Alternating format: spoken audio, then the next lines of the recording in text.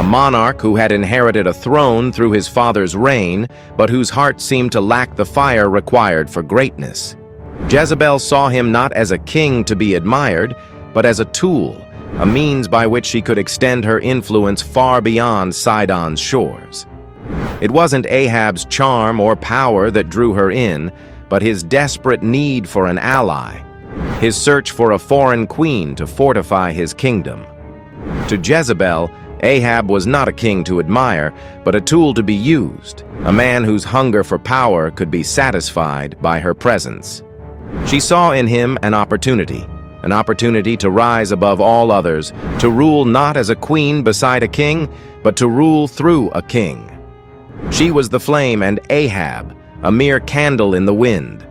When the proposal for marriage came, Jezebel accepted it without hesitation. But her acceptance was not out of love. It was out of strategy. She left the comfort of her homeland, the familiar shores of Sidon, to cross the waters to Israel, carrying with her the hopes of a future shaped by her hands. Her ship set sail, cutting through the vast sea as if the gods themselves had sent her forth. It was as though her destiny was sealed before she even knew it. Israel was nothing like Sidon. The people spoke a different language, worshipped a different god, and adhered to a different set of customs. But none of this fazed Jezebel.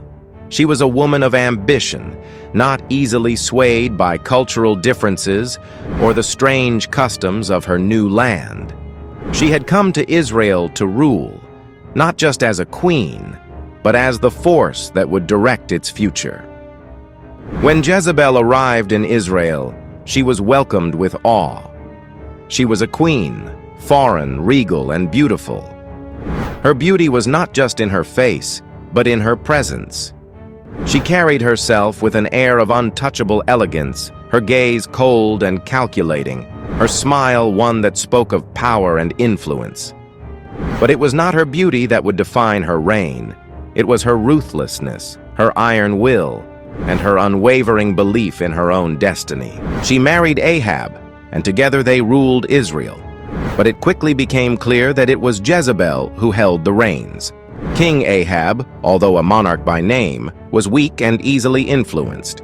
His kingdom, fragmented and torn by internal struggles, required strong leadership that he could not provide. Jezebel filled this gap. She did not simply support Ahab's rule, she redefined it. She was a queen in every sense of the word, but she was also a conqueror,